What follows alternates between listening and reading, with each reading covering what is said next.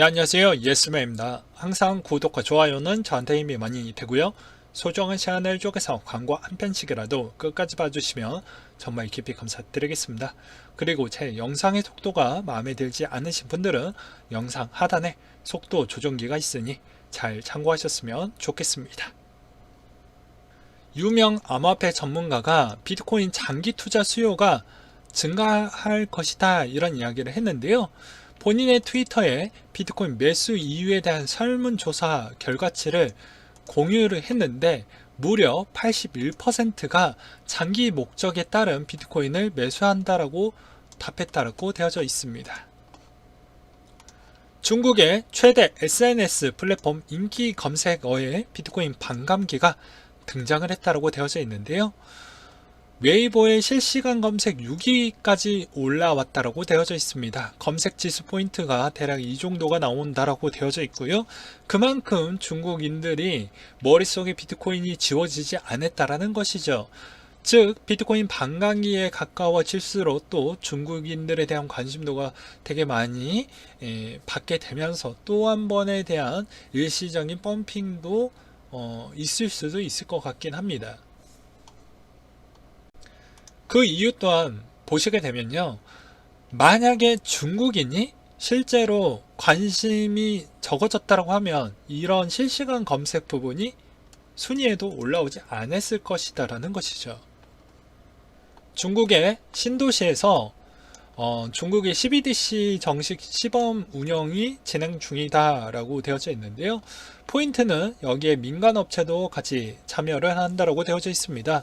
서비스 운영 파트너에는 공상은행, 농업, 중국은행, 건설은행, 4대 은행과 알리바바, 그리고 엔트파이낸셜, 텐센트 등이 포함이 되어져 있고, 마지막으로 서비스 시범 업체로는 맥도날드, 스타벅스, 서브웨이, 그리고 중국의 마켓과 여러 유통점과 편의점 등이 거의 다 들어가져 있습니다.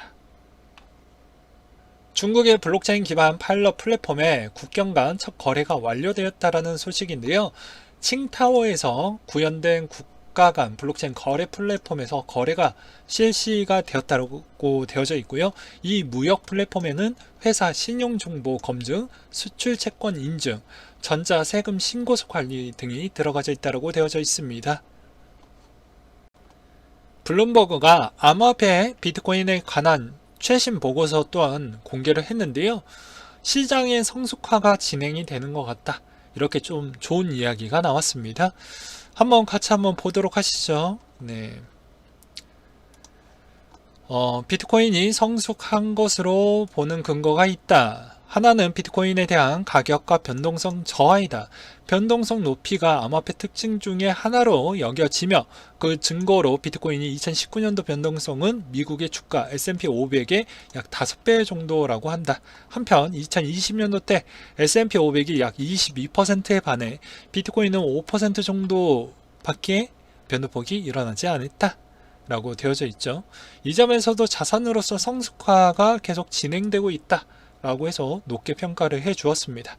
이번 블룸버그의 변동성의 금과 비교된 보고서 그래프에는 비트코인 180일 동안 변동성이 저하된 반면 금은 상승하고 있다. 즉 2017년도 버블에 돌입하면서 비슷한 상태라고 또한 설명도 하기도 했습니다. 상관관계는 기존에도 설명을 드리기도 했지만 기존의 과거 대비에는 거의 유사한 형태를 좀 보여주긴 했지만 이 완벽한 2014년도 이후부터는 거의 맞지 않는다라고 이야기를 많이 했죠. 또 하나에 대한 근거는 선물에 대한 결제 약정에 대한 증가를 또 이야기를 했습니다. 선물 옵션 계약을 사거나 판 뒤에 반대 매매를 하지 않고 그대로 보유하고 있는 계약에 대한 물건이 많이 있었기 때문이다 라는 또 주장도 있네요. 추가적으로 제가 또 한마디만 더 말씀을 드리면요. 아무래도 2020년도 때 해당 질병으로 인해서 CBDC 그리고 블록체인에 대한 활용도를 적극적으로 21년도, 22년도 때 보여줄 것으로 보이는데 이때 비트코인에 대한 색깔이 더 짙어져야 지만이 비로소 비트코인에 대한 가치를 한 번 더 격상을 시켜주는 아주 중요한 시기라고도 생각도 들기도 합니다. 원화 디지털 화폐라고 해서 KRWT에 대한 미국 3표권을 확보했다라고 해서 체인 파트너스가 지금 사업을 열심히 또 준비를 하는 것 같습니다. 1대1로 고정되는 스테이블 코인인데 미국 에이전트를 통해서 이제 진행을 좀 했고, 이게 얼마만큼 성공할지도 전 잘 모르겠습니다. 그래도 열심히 하고 있다라는 게 좀 눈에 들어오긴 하네요. 비썸 1분기에 방문자 수 기준으로 보았을 때 업비트를 제꼈다라고 되어져 있는데요. 여기에서도 보시다시피 비썸이 되게 방문자 수가 증감을 했다라는 게 눈에 들어옵니다. 뭐 그럴 수밖에 없는 이유가 비썸이 레버리지에 대한 뭐 상품도 내놓고 뭐 여러 가지에 대한 거에 대한 서비스도 열심히 준비를 하고 있죠. 그거에 따른 효과라고 볼 수가 있겠고, 업비트는 추가적인 상품에 대한 거를 보여주지 못하다 보니까 그렇다라고 또 볼 수가 있습니다. 또한 업비트는 또 해당 KYC, AML 이런 거 또 아직도 명확하게 깔끔하게 또 외국인 부분을 또 처리를 또 잘 못하고 있다 보니까 그 점이 또 역효과가 일어났다라고 볼 수가 있게 되겠습니다. 평균 체류 시간을 보시게 되면 거의 별로 형편이 없다라는 걸 또 볼 수가 있게 되겠네요. 그만큼 한국 거래소 위주가 많이 인기가 많이 떨어졌다라는 게 또 기정 사실화 됐다라고 볼 수가 있게 되겠습니다. LG CNS가 안면 인식 커뮤니티 화폐 서비스를 출시했다. 블록체인 인공지능 클라우드를 결합해서 내놓았다라고 되어져 있는데요. 안면인식 커뮤니티 화폐 서비스는 AI 안면 기술로 직원의 신원을 파악한 후 미리 등록된 블록체인 기반의 커뮤니티 화폐로 자동 결제가 되며 모든 시스템은 클라우드상에서 작동이 된다. 사전에 얼굴과 계좌 정보 활용에 동의한 직원은 식당 배식대에 설치된 얼굴만 대면 자동으로 결제가 되는 형태로 되어져 있다. 라고 되어져 있네요. 벌써 기업용 또는 해당 자영업이 쓸 수 있을 만한 무인 시스템을 계속 만들고 있습니다. 최근에는 카운터에 직원을 따로 두진 않죠. 인건비 때문에 무인화 시스템으로 되어져 있는 결제 시스템을 바로 두기도 했습니다. 홍대만 가봐도 알 수가 있어요. 그리고 뭐 용산을 가봐도 알 수가 있죠. 그만큼 빠르게 도입이 되어 가고 있고, 이곳으로 인해서 블록체인이 실질적으로 많이 쓰이고 있다. 그리고 기업체에서 이제 이렇게 뭐 식당에서 처리할 수 있는 것 또한 많이 쓰일 것으로 보여진다라는 것도 볼 수가 있게 되겠습니다.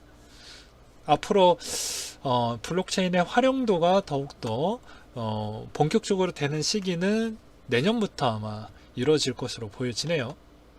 물론 5G가 이제 본격적으로 이제 가능한 시기가 21년도 때부터 천천히 확장이 되어 가고 있는 시점이니까 아마 그거와 비슷한 속도로 구현화가 되지 않을까 싶습니다.